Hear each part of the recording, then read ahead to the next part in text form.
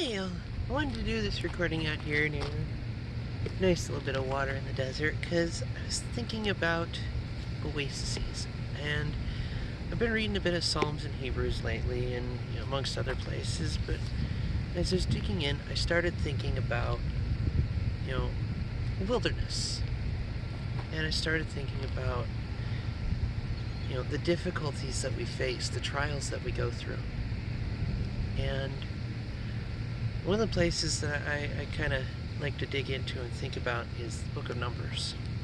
Because we call it Numbers in English, but it's Bamidbar in Hebrew. It means into the wilderness. And, the journey of going through all the different trials and tribulations, all the difficulties that we face, it can be real easy to yell out, "God, where are you?" It can be real easy to get to the point where you just want to yell at God and ask Him, WTF?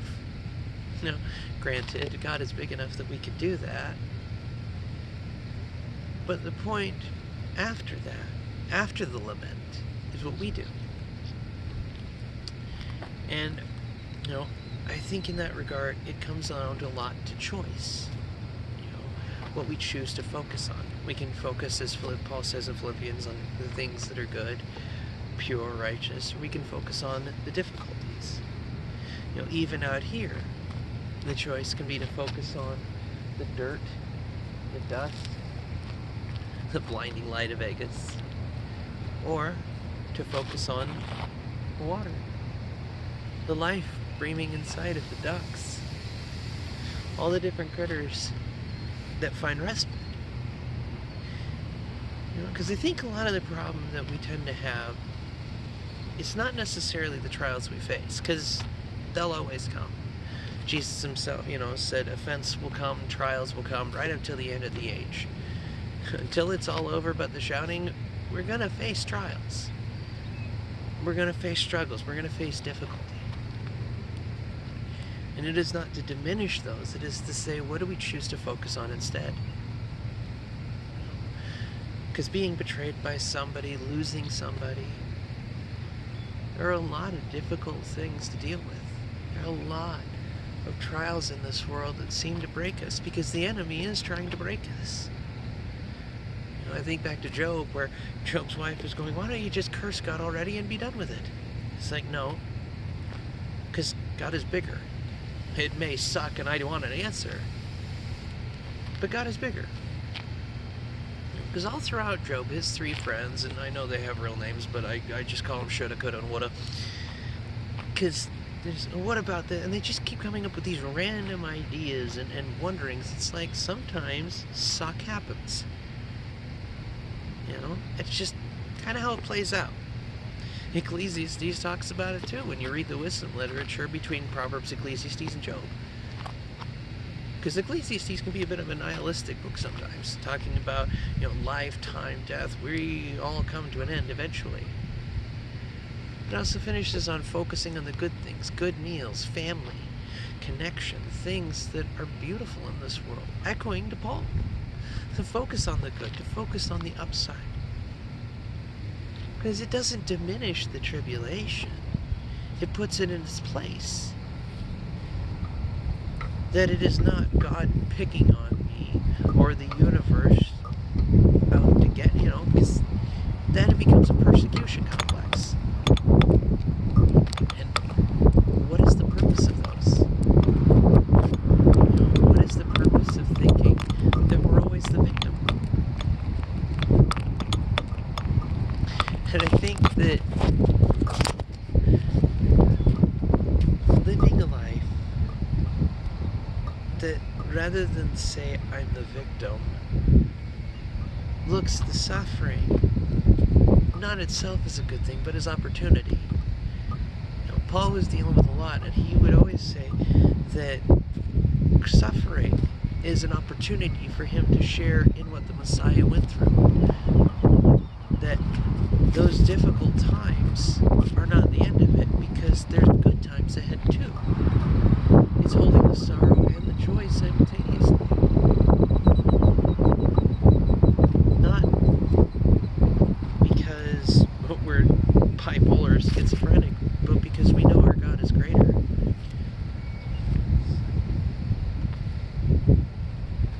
amazing where we place our mind, where we place our focus, where we want to dwell. I thought about calling this faith along the way because it makes me think of Numbers. All the different times where the Israelites traveling through had opportunity to hold to God and praise, but wanted to complain instead. And it's not saying that complaining is a bad thing at all, because Lamentations is a book in the Bible for a reason. It's where we dwell. Do we choose to dwell in the suffering, or do we choose to dwell in hope? To dwell in the fact that Christ is bigger, to dwell in Him. Because the difficulties that we face are opportunity in a way. The Word says that iron sharpens iron, so friends we sharpen each other. And I think that if we take more opportunity, or take more time, concerted effort, to look at opportunities as iron sharpening iron. Because even if you're dealing with an abrasive person, that gives you a chance to just get more of the gunk off. And it's a focus thing. Because I can understand, you deal with abrasive people long enough, you're just like, okay, I need 5. And there is a reason that Jesus went off to pray by Himself, or just to recoup, because we need to. It's not a bad thing to do so in any way, shape, or form. It's just a matter of how we do it. Intent. The intent of what we want to focus on. The intent on who we want to focus on. Because if we focus on ourselves, be it the, oh, look at me, I'm better than everyone else, pride. If we look at, victimhood to the point of wearing it as a badge, pride. Because the world kicking you down doesn't make you special, it just means you're in the world. It's not diminishing pain. Just take a moment of perspective. Because trials and tribulations are not God being a mean kid sitting on an anthill with a magnifying glass where we're the end. They're the opportunity to grow stronger, deeper, more dependent on Him. There's a reason Paul said, in His weakness we are made strong. Or, in our weakness, He is made strong. Taking from Paul's wording to how we would word it in the first person. Because our weakness is opportunity to see God's strength. It's interesting that Jesus would say in the Beatitudes, blessed are the meek, for they will inherit the earth. Be okay with being second place. Because it's not about racing against each other, it's about running to God. Jesus already ran and completed the race, so it's not like we're going to finish first. One, we couldn't if we tried, because we need to go through the Son to get to the Father. It's the process of being perfected, not being perfect by base. Because no one except Jesus is perfect by base. The rest of us, I'm not going to speak for anyone else, I'll just speak for myself on this one. I'm lucky to screw up in the right direction. And most time, I just hope, pray, God give me the words, do what I can to study, to learn, to love, to live. An opportunity when I fail to grow. Because I guess for a moment I wonder, why is it that we've said failing is a bad thing? I'm not saying dwell in failure, but we act like, you didn't get it right the first time. Well, how are you supposed to learn? It's like that wonderful Catch-22. It's like, well, you need a job and job experience to get hired. But if you don't have a job, how can you get the experience? But you need the experience to get hired. It's this obnoxious Catch-22. It's like, well, you have to be able to do it perfect the first time, every time. Can you? None of us can. Anything we do well is practice. Yes, there are the natural gifts and inclinations we have, but if anything, to me, that strikes where we're supposed to be using our gifts in life. You know, if you have a gift for oratory, use it. If you have a gift for help, use it. Or to borrow Paul, you know, whatever you have, do it for God fully. If it be God's help, give it unabashedly. If it be His words, share them without fear. Enjoy the beauty around you. Because trials come. But if you're still here, trial must not have beaten you. And that's something to celebrate, isn't it? You know, and even when we're in the middle of those trials, remember that Paul makes prayers out of our sighs and utterances. I'm going to be digging into that with Romans later today, or I guess earlier today from the posting. But that's a beautiful thing to me, that we don't have, that God will make prayers out of our sighs and utterances. We don't have to have a set formulaic prayer. We just pray to God. And if we want a formulaic prayer, well, we have one, the Lord's Prayer. You know, Our Father art in heaven, hallowed be thy name, thy kingdom come, thy will be done on earth as it is in heaven. Give us our daily bread, forgive us our trespasses, we forgive those who trespass against us. Lead us not into temptation, but deliver us from evil. There's the power and glory forever and ever. Amen. The King James Version, real quick. The great version of Rote, but digging into that prayer, that's where it can be. So if you want a ritualistic prayer, have that. There's one. But even that, we can dig into as opportunity. You know, everything is opportunity to grow. There's a lesson in everything. It comes down to whether or not we're willing to learn it. Or, more accurately, from my experience, we learned what we're supposed to learn from it. Because our perspective may not be the right one. When I talk to people trying to shake them out of the idea of, you know, stupid people, because I don't believe anybody's stupid. I think there are some stupid behaviors. I think there are some stupid choices. But I don't think anybody's stupid at all. Lost, broken, but not stupid. You know, I think we tend to attribute, well, they're doing it through malice. Well, what if they're doing it because they don't know any better? You know, I heard the quote, don't attribute to malice what could be explained by stupidity. I add to it, don't attribute to stupidity what could be explained by ignorance. Because everything is an opportunity to dig in. Everything. Because the Lord is omnipresent. He's everywhere. So if we surrender completely to Him, He'll teach us. And I've said this before, but I mean it, and I know I probably feel a little record like, seriously. It's about digging in. Because even in wilderness, there's life. Even in a place of barren heat, there's growth. Even in the fire, the king is still there. Shadrach, Meshach, and Abednego. There's a fourth man in the fire. Sometimes I wonder if the reason we don't see miracles en masse is because we're too busy telling God what those miracles should look like. You know, we're too busy saying, "No, that's lovely of you, God, but you didn't do it my way." Well, why would He? He's God. You're not. I'm not. None of us are. He is. What if the reason that we have so many trials and difficulties, especially as of late in this era, is because we have all these expectations? Well, they expect this out of me, and they expect this out of me, and I expect this out of me, and expect. Because everybody's putting weight on each other that nobody has the right to do. Responsibility is one thing, and we handle those. But nobody has the right to expect anything else out of anybody. Especially since we can barely expect decent people out of ourselves.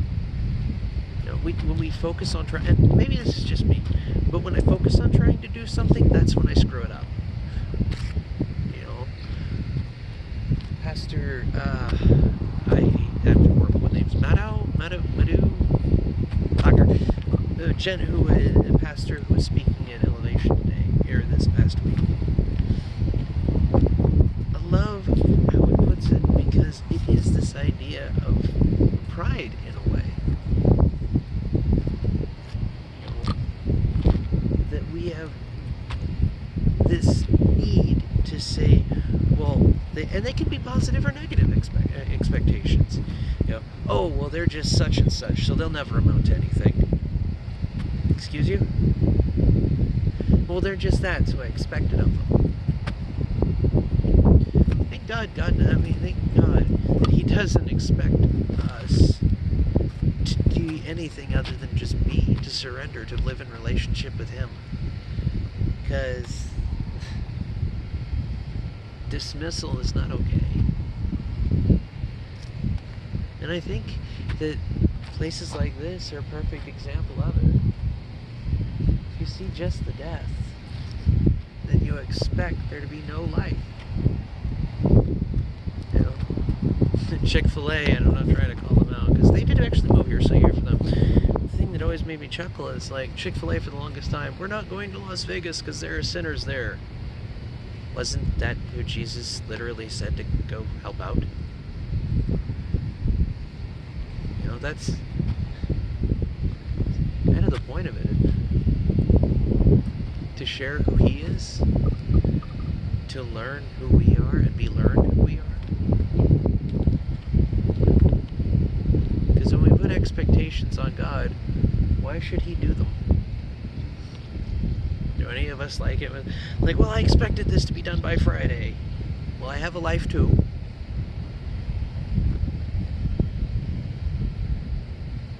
Because I don't think we do that. I don't think we put away enough of those expectations. And for my part, I expect both everything and nothing. I expect people to do their best. But I also know that we're a broken people. Even those who've been in the faith for years are still broken people being shaped by the potter's hand. And I have to recognize that sometimes we just can't. Does that make a person lesser? Hell no. Makes them a person, like the rest of us. Who hasn't had times where just like, I can't, I need 5. I need 5 or I'm going to say something I regret. Who hasn't had one of those? Who hasn't just taken a stress ball and shattered it because they were hitting tilt? And somebody who's in that position, you want to throw more expectations on them? A person who's interested in doing good will do good. Back to Cain and Abel. Cain who gets told by God, if you do good, don't you expect, to be rewarded? He was sulking, he was pouting. Well, I didn't get what I wanted. Well, you're not him. Do your best. Go from there. Not perfect, but being perfected. Because I'm pretty sure that God is more interested in us trying and being willing to try than He is when we fail. Because He knows we will. That's why He sent Jesus in the first place, because the law code couldn't fix us.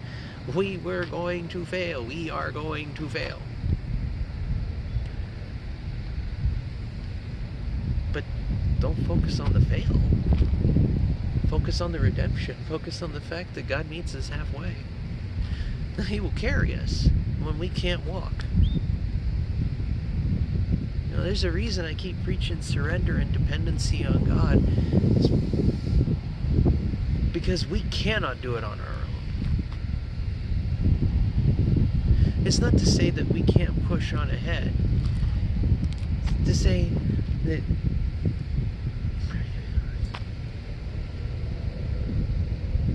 we can't live the life we may necessarily want to, a good life, without God. Because we can't define good and evil. We have to let him define good and evil. You know, when we're the ones to define it, we can make murder look like a good thing. We can make abandonment look like we're following the word. When we define good and evil, we can make people like Hitler seem like generous and decent people. Because do you think Hitler was a monster in his own eyes? I don't think he did. I don't think he saw himself as a monster in his own eyes. I think he saw himself as doing good. Yeah, we got everybody to quit smoking, so that's wonderful. Congratulations, you still committed horrific evil, like we all do. And there's a reason Jesus said that if you hate somebody, you've committed murder in your heart against them. And it's like, oh wow, so nobody can no one can measure up. That's why it's relationship. It's like, oh, I punched my card, now I get into heaven. No. Being saved, yes. Accepting the Savior as the blood of the Lamb, absolutely. But what's a life of just barely making it in by the skin of your teeth? You know? Because I sometimes wonder, and this is just me, and I probably have a couple people have deep questions, but I've always wondered, I don't think it's that we can lose our salvation. I think it's if we truly accepted Jesus in the first place, our lives would change because of what he's done. They would want to change because of who he is. So I don't think it's a matter of losing salvation. I think it's one of those like, but I said the prayer, but did you ever love anybody? You know, Paul says if I have everything, but I don't love, I have nothing. If I accumulate it all, and learn everything there is to be known, but I don't love, I am nothing. And I think it's true. You know, I have more money than avarice, but what have you done with it? Now granted, what you do is all up to you. This isn't a guilt, this isn't a try and make anybody do anything, no. Because again, I'm talking relationship. What is God putting on your heart to do? You know, if you're an engineer who's good with waterways, and God says, go help out a nation that needs it, go, do. Use what you've been given. Use your gifts. Make the world a better place. Because, I'll be honest with you, the definition of work in the Bible is doing things that help betterment, that help make beauty, enrichment. Whether it's, you know, and the creation, looking around us, the creation story, we can see exactly what God means by work. Some of the flowers, some of the plants, some of the things out there, they don't really have a purpose as we know it, other than beauty. And yet God still calls it part of his work because it is to make life better, richer, brighter. We all have the opportunity to do that. You know, if you're in the middle of a place where you're being beat down at work or with rude people, use it as opportunity to love. And to borrow back from Paul, if our master and king got slapped around by the world for being decent, good, righteous, we really think we are not going to? I mean, Jesus says that himself. The servant doesn't get better than the master, and our master was treated like crap for doing the right thing. Yeah, it's going to happen. And